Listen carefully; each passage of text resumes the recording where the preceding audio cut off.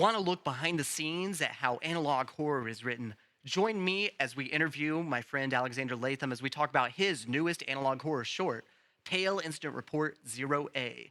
Alex, how are you doing? You want to introduce yourself to the audience? Yeah, my name's Alexander Lathem, and Joe could not get access to the Mandela catalog, guy, so I'm here.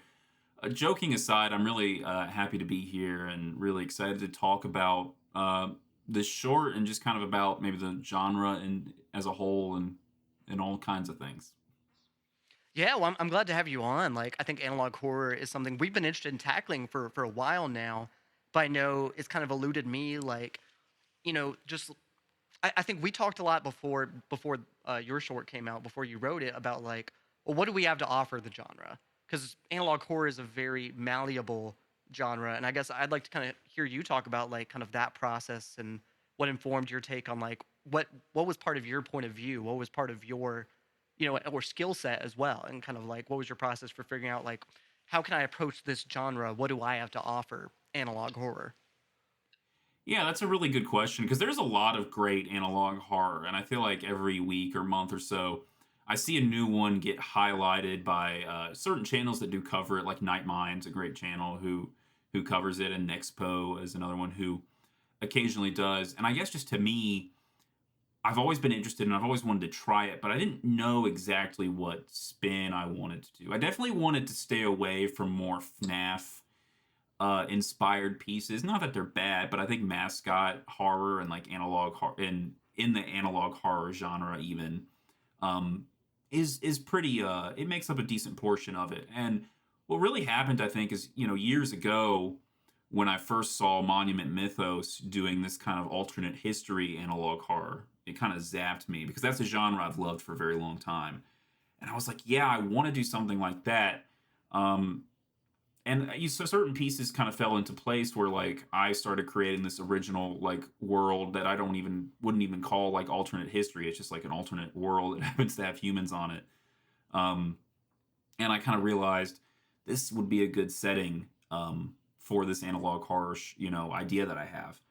Um, and then just over the course of writing it and kind of working with Joe, who helped edit and make a few of the assets, I was able to release it. I'm really happy because it's nice to put something from your mind to the screen.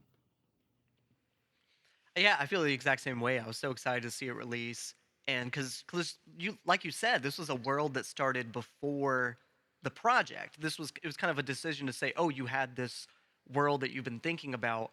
I think I've been talking to you about it since at least like the spring of 2022 in some way. I think that's when I first started hearing you talk about what became this world. But yeah, I mean, it was a question about like, well, what project is the world going to manifest through? And I knew that you had this element of the world that I'm not even sure was supposed to be a horror element.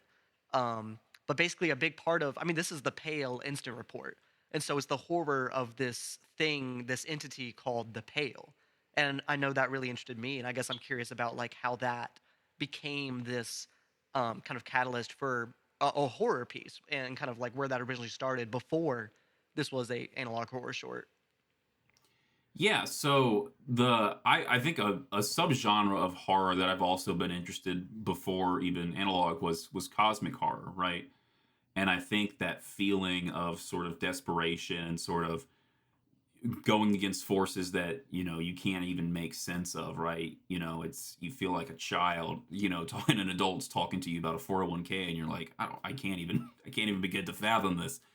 um and in the world of the terrar, which is the world that this setting that is the setting of this story, I had come up with the idea of the pale. And initially it sort of evolved in its own way. I mean, it always existed and always was gonna be this kind of impassable kind of aspect of the world that urban legends spawned in, and changed ocean currents and affected nature. And I sort of just, as I was writing it out, kind of developed it as this, and I can't really spoil too much because the pale is going to be the subject of this series that I'm hoping to continue.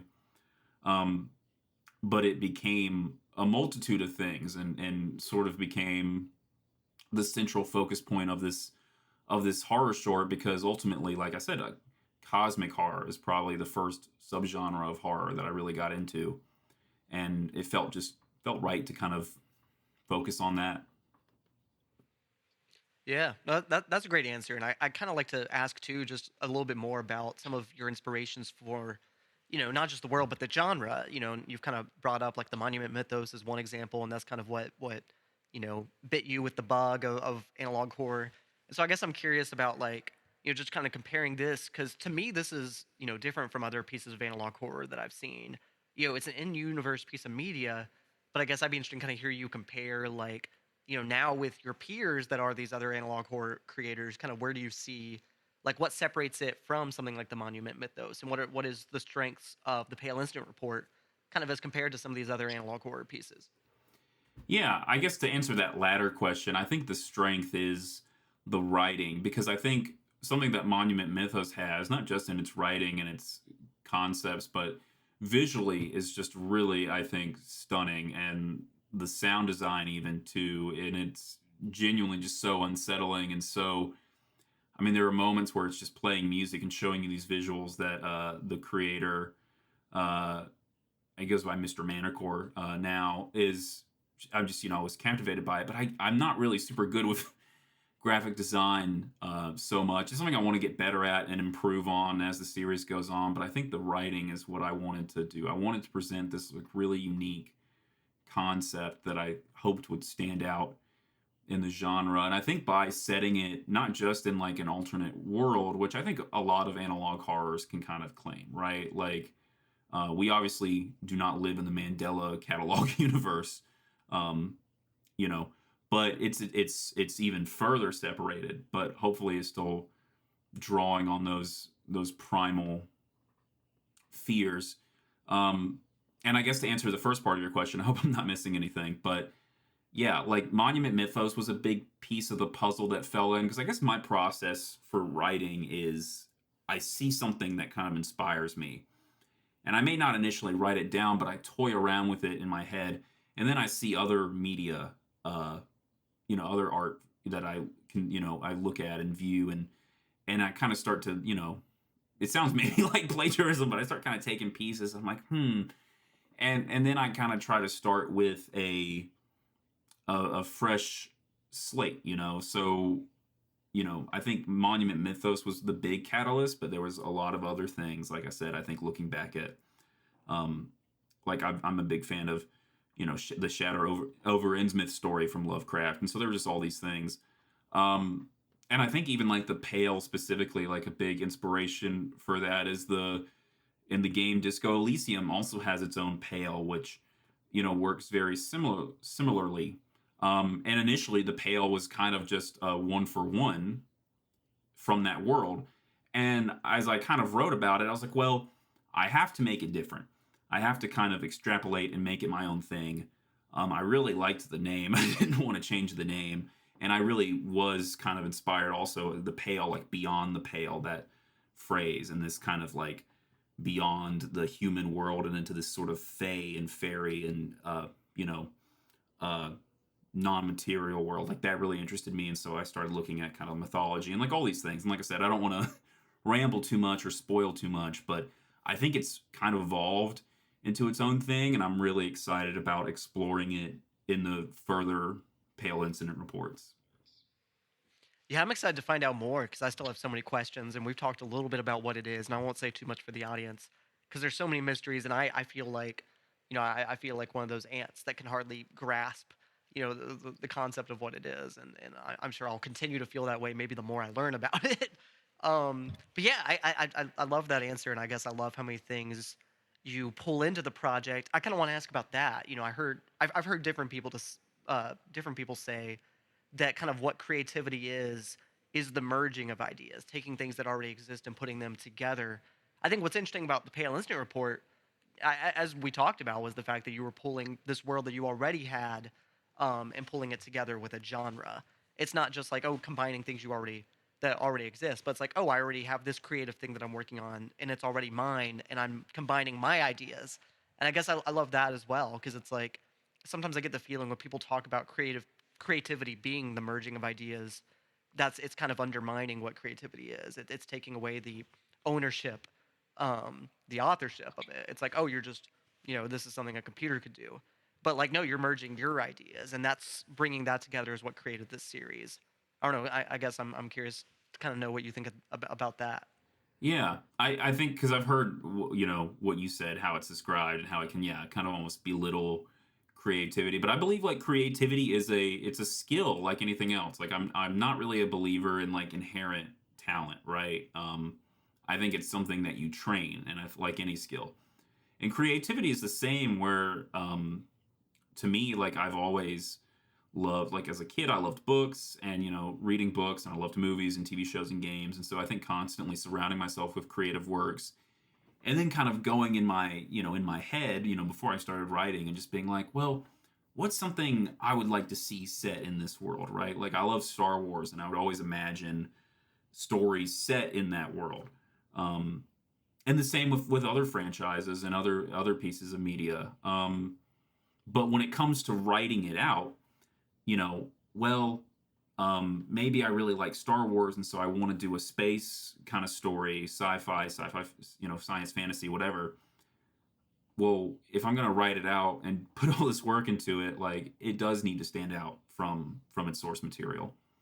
And there's a lot of ways of going about that. Like I can look back and say, okay, well, I want to tell a story about like rebels fighting an empire. That's cool. Well, like what inspired George Lucas? And it requires research. I think that's a big part of my creative process, is also just doing research and saying, oh, well, like this is based on this.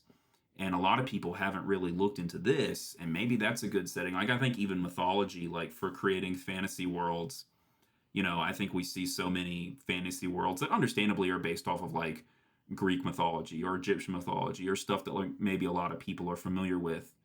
But maybe even asking yourself, well, what if I look at, some other, old religious or old mythological stories, and kind of try to, play around with that. And I think it's like I said, it is a skill. And for me, it's a long process. Like I can take months and months before I'm like, you know what, I'm settled on this idea for this.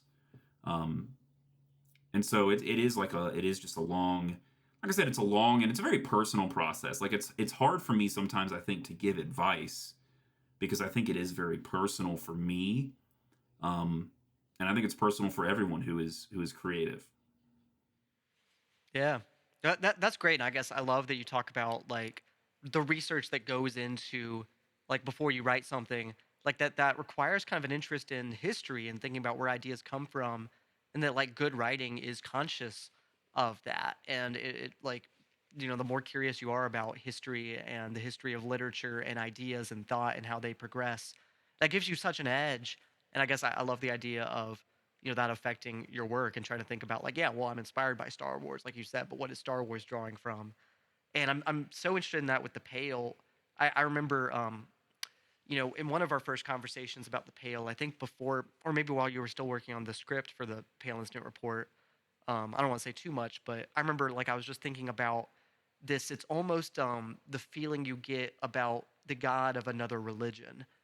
This idea that there's a powerful entity that isn't working for you. And they're unknown. You haven't read their holy text. You don't really know what it's about.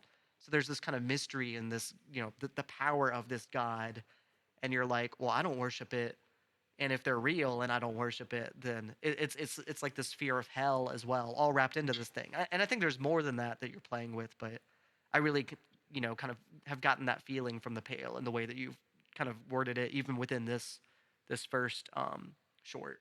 Hmm. Yeah, the Pale is definitely, it is a force, I'll say. And it is one that perhaps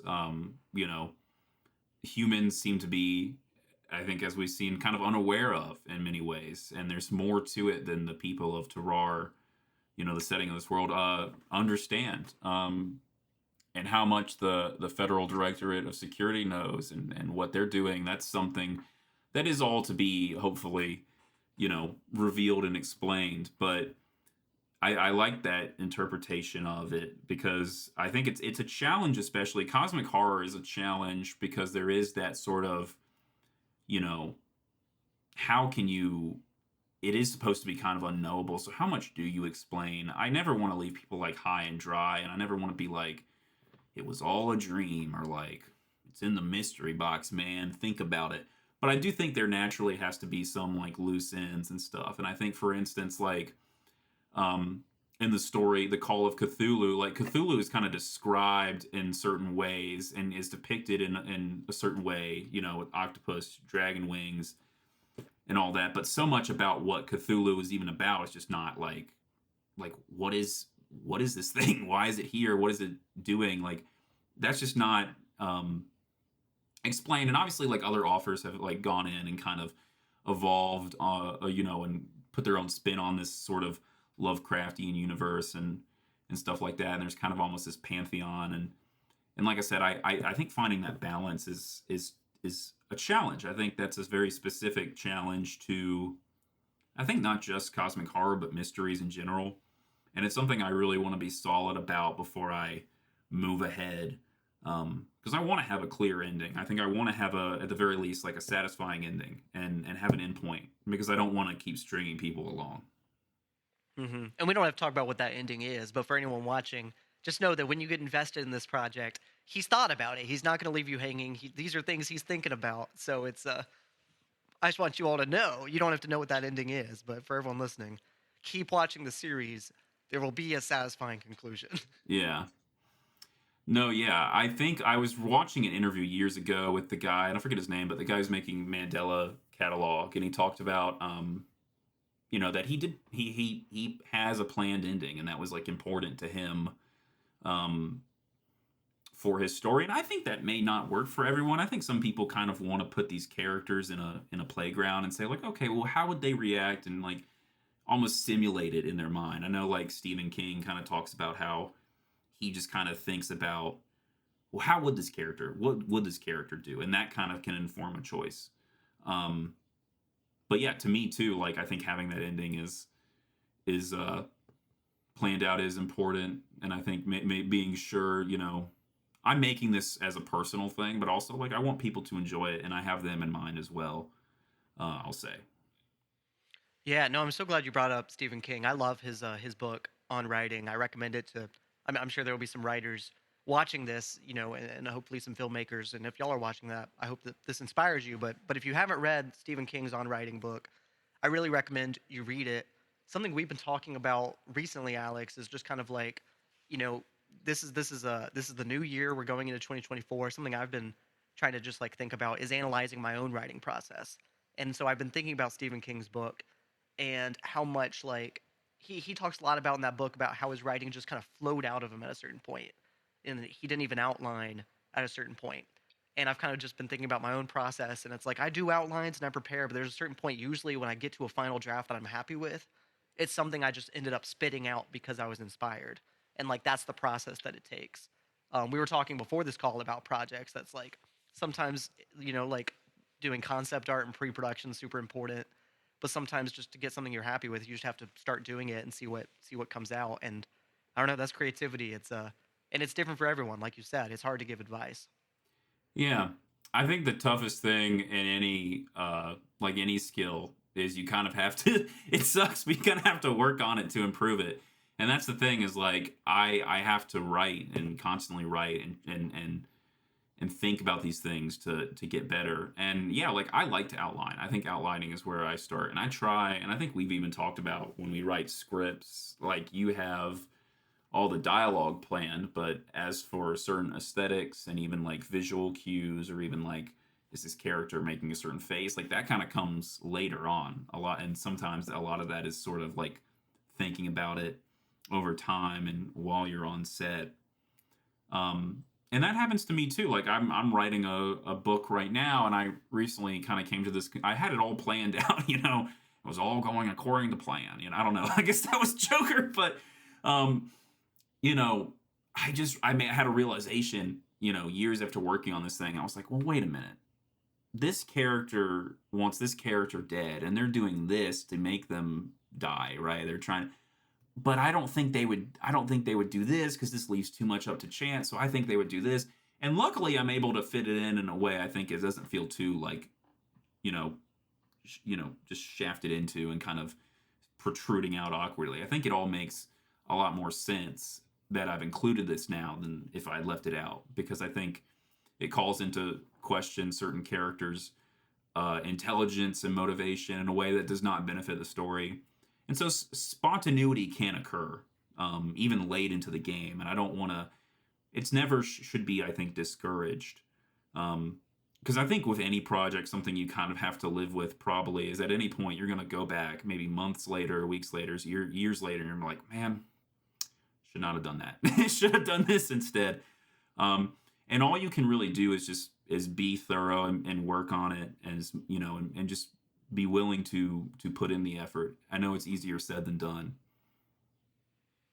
No, you're absolutely right. I kind of want to piggybacking off off of that. Um, I mean, you talk about like the preparation for the writing process, and for short films as well. There's several different steps, and I think like it's worth saying, like you said, like when I write my scripts, I'm usually only thinking about the dialogue. And for the script writing process, that impromptu-ness and that allowing for spontaneity as a writer, like that's how I work best. But before filming, that's a different process. And usually, like for my latest film that I've done, I did a lot of storyboards. I storyboarded too much. It was stuff that like I would be on set and then I would film it differently. But it's like just like that process of like, well, now I have the script, and that was a little more spontaneous. But then I take that and then make something more intentional, and I can challenge the script and rewrite stuff kind of during that phase. But it's like spitting out the script. That's a very improvisational process for me.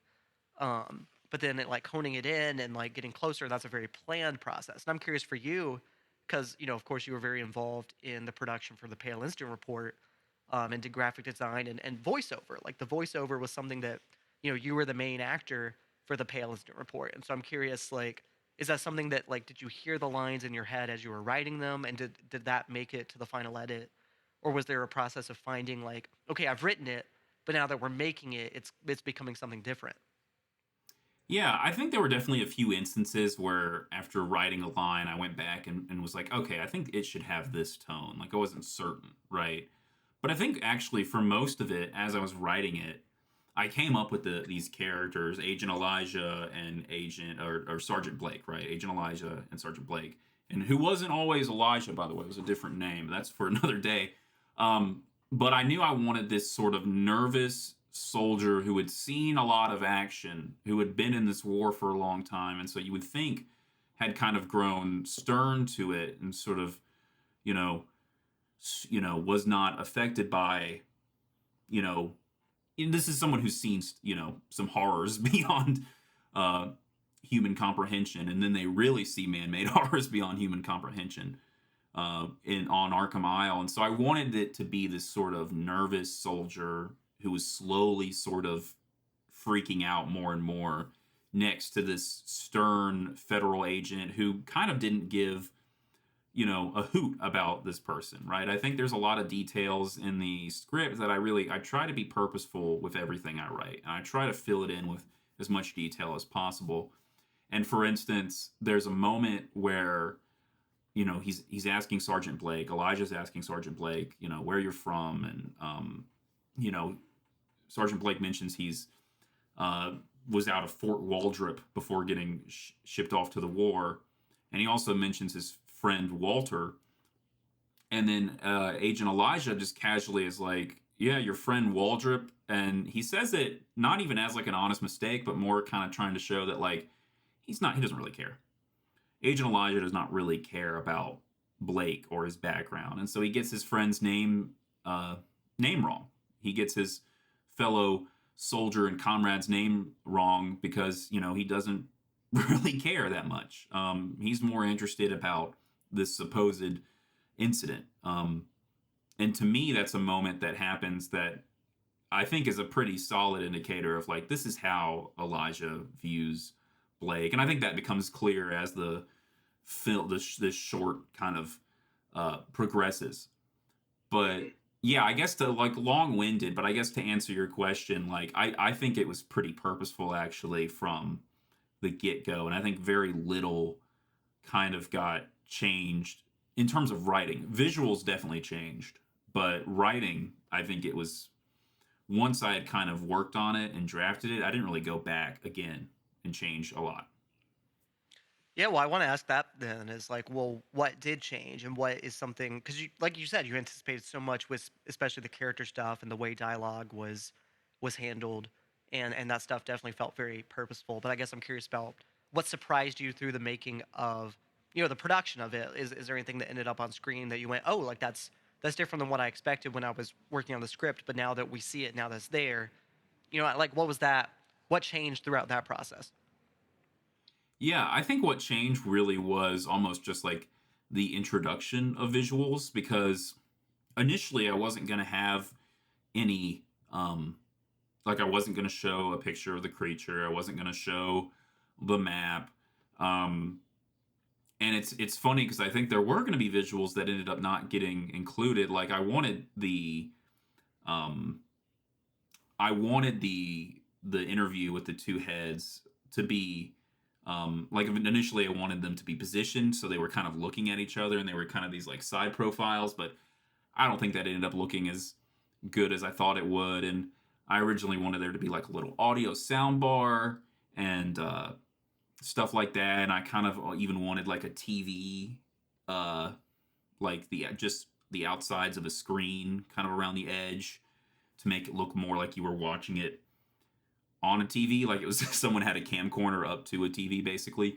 So a lot of those visuals didn't make it in, but I think what replaced them is awesome. And I have to thank Joe for doing he edited it together, thankfully. He saved me a lot of time. And he did the creature 3D modeling, which, like I said, I initially was kind of hesitant to do that. And initially I was like, well, I guess I'll just do like a little sketch. But also, I didn't really know how to make that unsettling. So I thankfully had help with that too. Because I do think if I were to have released it, I don't know if we would have seen the creature. And I think that may have been a mistake to not do that. Because I do want to have a little more visual interest. And that's something, I guess, going forward, I really want to work on is adding more unique visuals to the project. Yeah, yeah. I mean, that's a great answer. The visuals were something I know. I think that helped, us kind of pitch it to each other and kind of discuss what the project could be. And kind of circling back to, one of the first things we talked about was just kind of analyzing our strengths and, especially like what can you contribute to the analog horror genre. And I think like focusing on the dialogue, on the voiceover, and having minimal visuals, like I think that was a smart approach. And then, all right, once we had done that, how do we then open it up to, well, all right, like I think that's well executed. You wrote a great script. We have the voiceover recorded. Well, now we can kind of play with like, if there's room for more visuals, we can kind of add to that and kind of see what makes sense and not show too much. But I do think like the map, like being able to see a layout, I think that helps make it immersive. And I think seeing the creature adds a little bit of credibility to the story as well.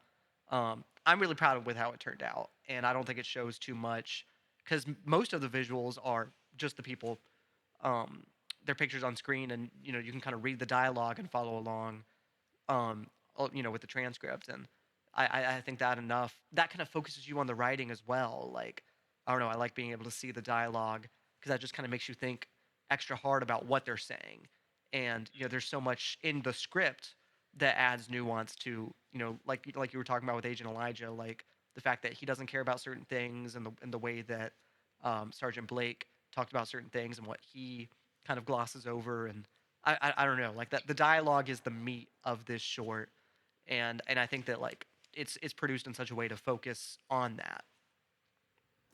Yeah, I agree. Like, I think kind of going back to both the inspiration and both what I thought I brought to the table, to me, like the writing was, it was the skeleton and it had to be super strong. And I guess thinking about like inspiration, like I said, I used to love reading books. And, in books, believe it or not, a lot of them don't have pictures in it.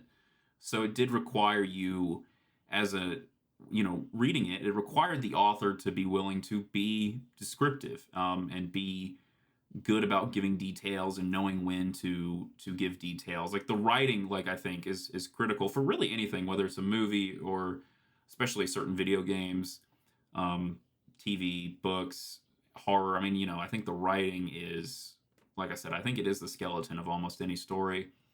And thinking back at like inspirations, I think something like that kind of audio uh, focus on the audio because I think like it is something you could just kind of not watch and kind of just listen to, and that was kind of always maybe the intent deep down before the visuals was that it was mostly going to be something you just listen to and kind of pay attention to the writing and the acting that kind of carries it. But I remember being younger playing the BioShock games, and those games are kind of, one of the things I think they're really well known for was introducing all these different audio logs you could find throughout the world. And it would be from various like characters in the story. And some of them would even have kind of overarching stories or they'd connect. And it's all there is to it is just writing and voice acting, right? Um, but that is like most of the dialogue in the game is through these audio logs, which you don't even have to pick up, right? Like you could ignore them. But to me, they do so much for that world and for that setting, and even for the main story. I mean, there's stuff like you can see if you listen to some of these audio logs, you will see the twist coming. You can put pieces together and be like, "Oh, I know what's about to happen. This is not good." Um, so that's another inspiration. I guess I just wanted to say that because I do think I'm someone who really likes storytelling where it is just either you're reading or you're listening. Because that way, I think great writing can just be on its own.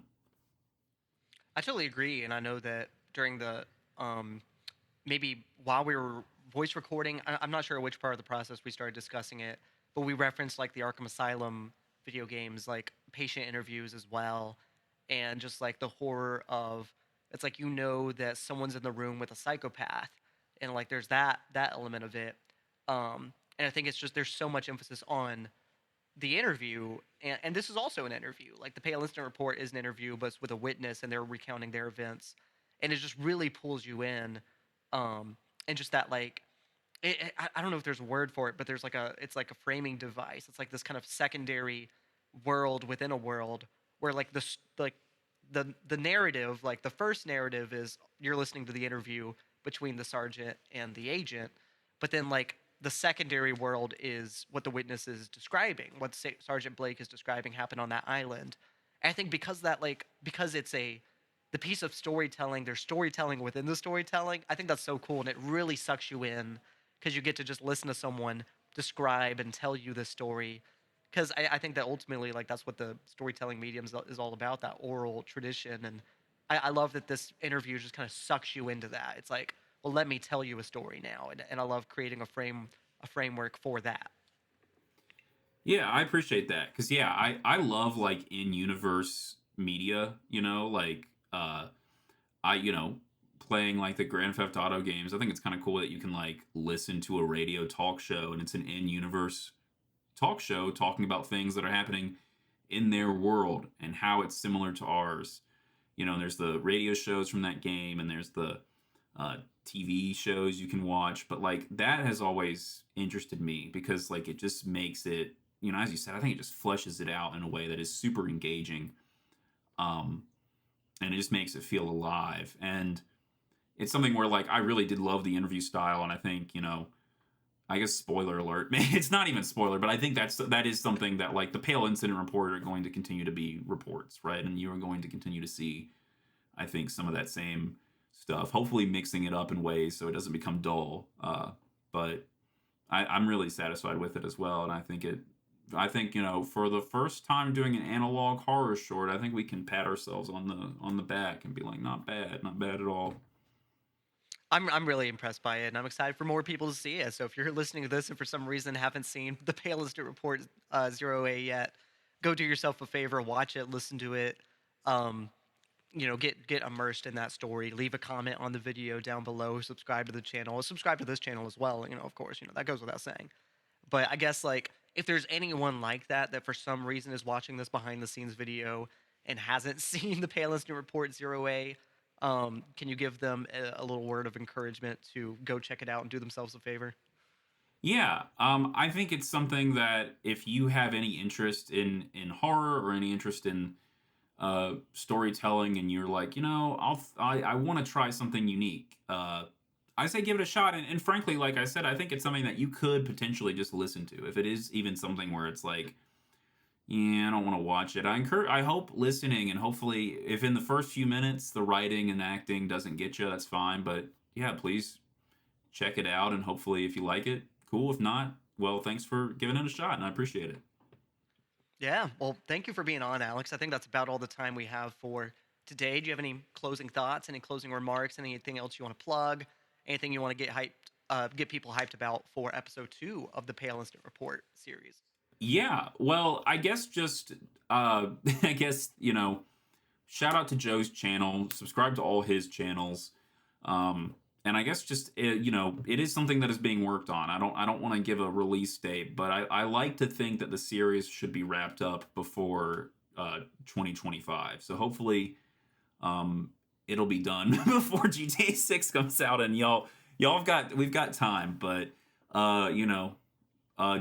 just put on your thinking caps and your listening ears and check the video description too because like we haven't had a lot, there's only 2 comments and one of them is Joe, but I put some stuff in the description, some more story there, and just it's a thinker. I guess it's an intellectuals analog horror. Right, well, Joe, thank you for having me on. I better get back to playing Animal Crossing New Leaf on my Nintendo 3DS, but it's been a pleasure. It's been Thank you an so absolute much. delight. Thank you for being on the show, and thank you all so much for watching. I will see you in the next video. But until then, I'll let you go. Outro music.